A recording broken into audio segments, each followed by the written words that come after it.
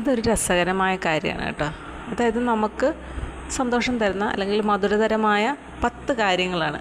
ഇത് വർഷങ്ങൾക്ക് മുമ്പ് ഞാൻ എവിടെയോ കണ്ടിട്ട് എൻ്റെ ഡയറിയിൽ എഴുതി വെച്ചിരുന്നതാണ്. അത് ഞാൻ വായിക്കാം. ഒന്നാമത്തത്, ഒരു സായങ്കാലം എന്താണെന്ന് അറിയില്ല, വൈകുന്നേരത്ത് ഒത്തുചേരാൻ സുഹൃത്തുക്കളെ ക്ഷണിക്കുക. ഒരു ദിവസം വൈകുന്നേരം നിങ്ങൾ തീരുമാനിക്കുകയാണ്, ഇന്ന് വൈകുന്നേരം നമ്മൾ എൻ്റെ കൂട്ടുകാരെ എല്ലാം വിളിച്ച് കൂട്ടിയിട്ട് ഒരു പ്രത്യേക സ്ഥലം നമ്മൾ നിശ്ചയിക്കുക, അവിടെ എല്ലാവരും കൂടെ ഒത്തുകൂടുക എന്ന് തീരുമാനിക്കുക. പിന്നെ നിങ്ങളുടെ ഭാര്യയ്ക്ക് ഒരു പ്രേമലേഖനം എഴുതി പോസ്റ്റ് ചെയ്യുക. ഭാര്യയ്ക്ക് അയക്കുന്ന പകരം ഭർത്താവിനും വേണമെങ്കിൽ ചെയ്യാം, അല്ലേ? രസകാര്യം. അപ്പം ഞാൻ ഈ വായിക്കുന്നത് ആ ഒരു മൈൻഡോടു കൂടി വേണം കേൾക്കാൻ കേട്ടോ. പിന്നെ ചെമ്മീൻ സിനിമ എല്ലാവരും കണ്ടിട്ടുള്ളതല്ലേ, ഞാനും കുറേ പ്രാവശ്യം കണ്ടിട്ടുണ്ട്. ചെമ്മീൻ സിനിമയിൽ സത്യൻ അനശ്വരമാക്കിയ പഴനി എന്ന കഥാപാത്രത്തെ കാണുക. ആ സിനിമ ഒന്ന് കണ്ട് ആ പഴനിയുടെ രീതികളൊക്കെ ഒന്ന് കാണുക, ഒന്ന് ആസ്വദിക്കുക. പിന്നെ കടലിനക്കരെ പോണോരെ എന്നുള്ള പാട്ടറിയാമല്ലോ. നമ്മൾ ബാത്റൂമിൽ കുളിക്കുന്ന സമയത്ത് എന്താണ്, ആ പാട്ടൊക്കെ പാടി ഒന്ന് കുളിക്കുക, അല്ലേ? അപ്പം മിക്കവാറും എല്ലാവരും തന്നെ ബാത്റൂമിൽ പാടുന്നവരാണ്, ബാത്റൂം സിംഗർ എന്നൊക്കെ പറയുന്നതൊക്കെ. അങ്ങനെ അതൊരു നല്ല കാര്യമാണ്, അല്ലേ? അപ്പോൾ അങ്ങനെ ചെയ്ത് നോക്കാം. പിന്നെ വഴിയോരത്തെ ക്രിക്കറ്റ് മാച്ചിൽ അമ്പയറാകുക. ക്രിക്കറ്റ് കളിയാ എല്ലാവർക്കും അറിയാമായിരിക്കുമല്ലോ. പിന്നെ അമ്പയറിൻ്റെ കാര്യങ്ങളും അറിയാം, വളരെ ശ്രദ്ധ വേണ്ട ഒരു കാര്യമാണ്. അപ്പോൾ വഴിയോരത്ത് കുട്ടികളൊക്കെ മിക്കവാറും വഴിയിൽ അല്ലെങ്കിൽ മൈതാനങ്ങളിലൊക്കെ കളിക്കുന്നതാണ്. അപ്പോൾ അവിടെ നിങ്ങൾ ചെന്നിട്ട് അമ്പയർ ആകുക എന്നുള്ളത്, കാരണം അവർക്കും പുറത്തുനിന്ന് ഒരാളെ ആയിരിക്കുമല്ലോ കുട്ടികൾക്ക് ആവശ്യം. അപ്പോൾ നിങ്ങൾ ആ ഒരു പോസ്റ്റ് തിരഞ്ഞെടുത്ത് നോക്കും.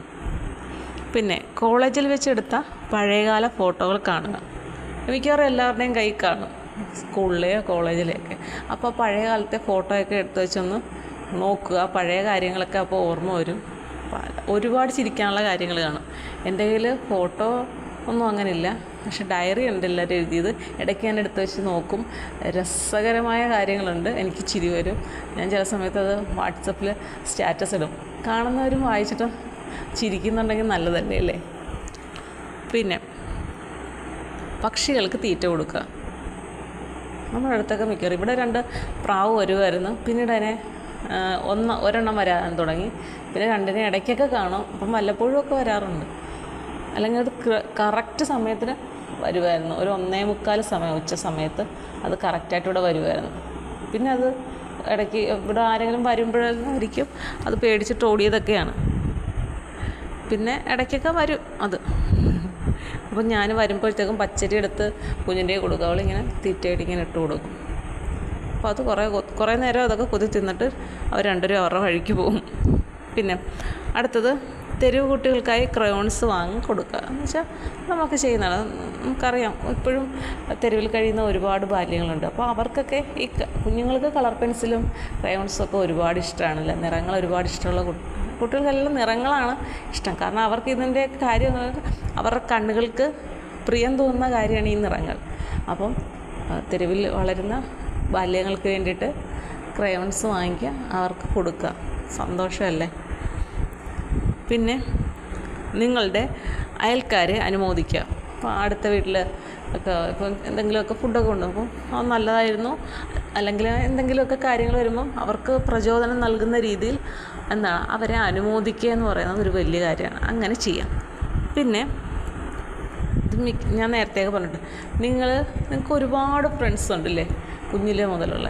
ചിലരുടെയൊക്കെ നമ്പർ നിങ്ങളുടെ കാണും, അല്ലെങ്കിൽ മറ്റാരെങ്കിലും കോണ്ടാക്റ്റ് ചെയ്താൽ നിങ്ങൾക്ക് ഉദ്ദേശിക്കുന്ന ആളുടെ നമ്പർ കിട്ടുമെങ്കിൽ അങ്ങനെ കോണ്ടാക്റ്റ് ചെയ്തിട്ട് നിങ്ങൾ വിളിക്കുകയില്ലെന്ന് കരുതിയിരിക്കുന്ന നിങ്ങളുടെ ഒരു സുഹൃത്തിനെ വിളിച്ച് സംസാരിക്കുക. നല്ല കാര്യമല്ലേ? അപ്പം ഇത്രയും 10 കാര്യങ്ങൾ ഞാൻ പറഞ്ഞു.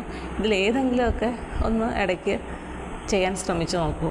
ജീവിതത്തിലൊരു വ്യത്യസ്തമായൊരു അനുഭവമായിരിക്കും അത്. ഓക്കെ.